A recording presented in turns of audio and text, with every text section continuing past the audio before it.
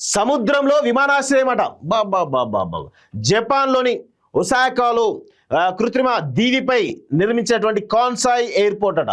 దేశంలోని తొలిసారిగా నిర్మాణానికి కసరత్తు. మహారాష్ట్రలోని కోరే బీచ్ లో ప్రాజెక్టు DPR కు ముఖ్యమంత్రి ఫడ్నవీస్ ఆదేశాలు. అంచనా వ్యయం 45,000 కోట్లట. ఏటా 9 కోట్ల మంది రాకపోకలకు సదుపాయాలు. Expressway, high speed rail corridor, metro పోర్టులతో అనుసంధానం అంటూ చూస్తా ఉన్నాం. సో గ్రేటే. మన దేశంలో కూడా ఈ విధంగా సముద్రంలో కూడా విమానాశ్రయం కడుతున్నా అంటే నిజంగా గ్రేటే.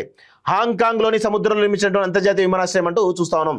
సో సముద్ర విమానాశ్రయం ఆఫ్ షోర్ ఎయిర్పోర్ట్ నిర్మాణం దిశగా అడుగులు పడుతున్నాయి. మహారాష్ట్రలోని ఫాల్ఘట్ జిల్లా కోరే బీచ్ దీనికి వేదిక కానుంది. ఈ ప్రాజెక్ట్ సంబంధించి డీటెయిల్డ్ ప్రాజెక్ట్ రిపోర్టు సమర్పించాలని మహారాష్ట్ర ముఖ్యమంత్రి తాజాగా అధికారులు ఆదేశించారు. సముద్ర విమానాశ్రయం అంటే సముద్రంలో ఉండే విమానాశ్రయమే. లోతు తక్కువ ఉన్న ప్రాంతాన్ని మట్టితో పూడ్చి ఉన్నటువంటి ప్రాంతాన్ని మట్టితో పూడ్చి దానిపైన ఎయిర్పోర్టు నిర్మిస్తారు. పరిమిత భూభాగం ఉన్నటువంటి వాణిజ్య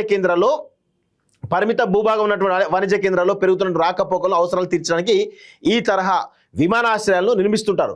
జపాన్, హాంకాంగ్, దక్షిణ కొరియాలో ఇప్పటికే ఆఫ్ షోర్ ఎయిర్పోర్ట్లు ఉన్నాయి. 3 వైపులా సముద్రం ఉండే ముంబై మహానగరంలోనూ భూభాగం చాలా పరిమితం అన్న విషయం తెలిసిందే.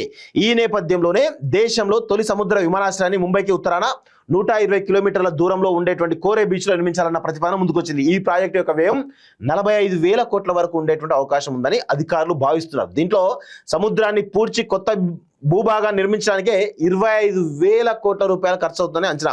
మిగిలిన 20,000 కోట్లతోటి ఎయిర్పోర్ట్ మౌలిక సదుపాయాలు, టర్మినల్లు, రన్వేలు మొదలైనవి నిర్మిస్తారు.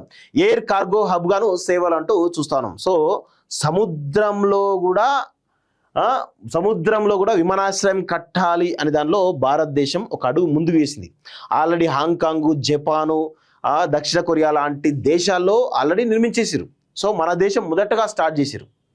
మన దేశంలో మొట్టమొదటగా ఈ విధమైనటువంటి సముద్రంలో కూడా విమానాశ్రయం కట్టాలంటే ప్రతిపాదన వచ్చింది. ఎందుకు? ముంబైలో ప్లేస్ ఉండదు. మీరు ఎక్కడికి పోండి, చాలా గల్లీ ఇరుకు రోడ్లే ఉంటాయి తప్ప ఎక్కడ కూడా ముంబైలో భూభాగం అనేది ఉండదు.